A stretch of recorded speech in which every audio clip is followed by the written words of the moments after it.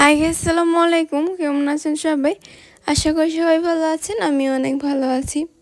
আজকে আপনাদের সাথে আরও নতুন একটি রেসিপি শেয়ার করব।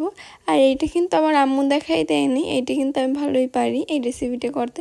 তার জন্য এখানে রাখবে এরকমের কয় পিস রুটি। আমি রুটির সাইডগুলো খুব ভালো করে কেটে নিব।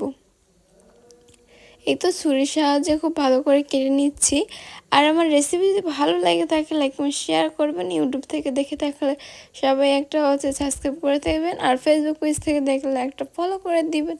আর ভিডিওর কোনো অংশ কোনো ভুল ত্রুটি হয়ে থাকলে সবাই প্লিজ ক্ষমার দৃষ্টিতে দেখবেন। এই তো কাটা শেষ হয়ে গেছে। এখন আমি একটা চুলার উপর একটা কড়াই বসিয়ে দিয়েছি, তেল দিয়ে দিয়েছি, ম্যাগি করে রুটির পিসগুলো দিয়ে দিচ্ছি।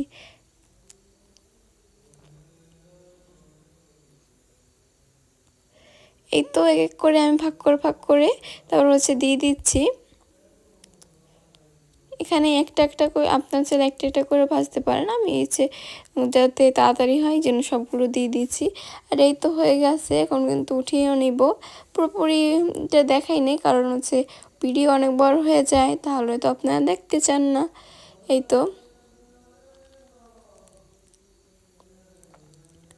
তারপর কিন্তু আমি তেলগুলো দুষ্টুমি করে একদম একটার উপর একটা রেখে দিছি, আর একটু পর উঠিয়ে ফেলবো। তেলটা একদম নিচে চলে গেছে, যার কারণে এই তারপর আমি যে আর কটা ছিল এই কটা দিয়ে দিলাম। আর এইগুলো আমি একটা চামচের সাহায্যে উঠিয়ে নিলাম।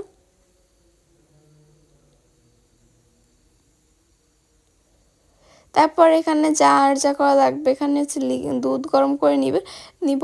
আর এটা গরুর দুধ, আপনার চাইলে অন্য কোনো যে পাউডার মিল্কগুলো আছে ওইগুলো গুলিয়ে তারপর এই যে দুধটা রেডি করতে পারেন। তারপর চিনি দিয়ে দিলাম। আর বাসায় যদি কর্নফ্লাওয়ার থাকে তাহলে একটু কর্নফ্লাওয়ার দিতে পারেন। আমার বাসায় কর্নফ্লাওয়ারটা শেষ হয়ে গেছে, এই কারণে আর দিলাম না। তারপর চালের এগুলো দিয়ে দিলাম। এখন কিছুক্ষণ ওয়েট করতে হবে যাতে এটা হয়ে যায়, একদম দুধটা হালকা ঘন হয়। তো ঘন করে নিয়েছি, কর্নফ্লাওয়ার থাকলে একটু ঘন হইতো আর কি।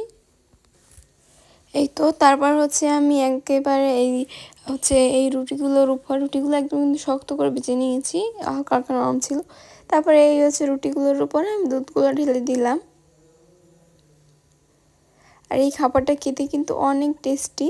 এই তো দেখতেই পাচ্ছেন ফাইনাল লুক। আজকের আমি যে সাইডটা ছিল গুঁড়ো গুঁড়ো করে এর উপরে দিয়ে দিলাম ডেকোরেশনের জন্য, যাতে সুন্দর দেখা যায়। এই আজকের রেসিপি কিন্তু এই পর্যন্ত। ভালো লাগে লাইক আর শেয়ার করবেন। আসসালামু আলাইকুম।